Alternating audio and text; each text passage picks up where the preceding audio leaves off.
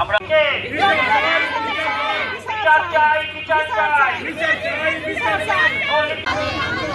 আমাদের দাবি মানতে হবে। গাজীপুরে অসাধু ভূমি কর্মকর্তা ও ভূমিদস্যুদের বিচারের দাবিতে উত্তাল হয়ে উঠেছে ৪৮টি পরিবার। কাফনের কাপড় পরে জেলা প্রশাসকের কার্যালয়ের সামনে দিনভর অবস্থান কর্মসূচি পালন করেছেন ভুক্তভোগীরা। সোমবার দুপুর থেকে বিক্ষোভ, মানববন্ধন আর স্লোগানে মুখর ছিল পুরো এলাকা। ভুক্তভোগীদের হাতে ছিল কাগজপত্র, ব্যানার আর কাফনের কাপড়, যা তাদের শেষ প্রতিবাদের প্রতীক। গোয়েন্দা বাহিনী অবশ্যই আপনার কাছে খবর দিয়েছে যে আপনার দরজায় ৪৮টি পরিবার রয়েছে। অনাকাঙ্ক্ষিত কোনো ঘটনা ঘটে আজকে এই দায় কিন্তু আপনি কোনোভাবে এড়াতে পারবেন না।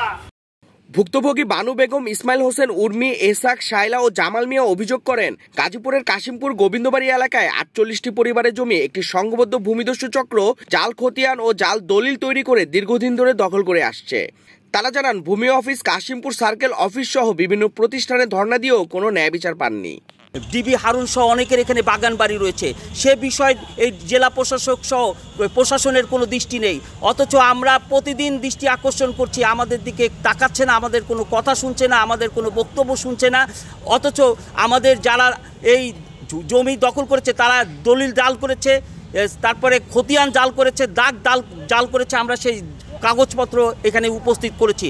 আমরা জেলা প্রশাসকের দৃষ্টি আকর্ষণ করে বলতে চাই, এই ৪৮টি পরিবারের দিকে আপনি তাকান। ওনারা জাল খতিয়ান করেছে, জাল খতিয়ান আমাদের কাছে আছে, আমরা ওনাদের কাছে দিয়েছি, কিন্তু ওনারা আমাদের কোনো করতেছে না। আমরা আমাদের জমি ফেরত চাই। এই যারা জাল খতিয়ান করছে আমরা তাদের বিচার চাই। আমরা আপনাদের কাছে উচিত বিচার চাই, আমাদের জমি আমরা ফেরত চাই। জমিটা নিল, আমরা অত টাকা দিতে পারব না, নাম ঝুলিয়ে রাখছে, আমাকে নাম জারি দেয় না, জাল খতিয়ান বের করে এই পাইলে ঘুরাইতে খালি তাগো সময় দেয়, ব্যাগ ছাড়ারা খালি তাগো সময় দেয়।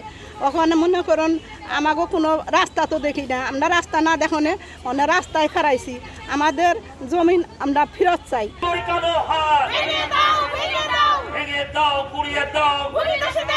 আমাদের সংগ্রাম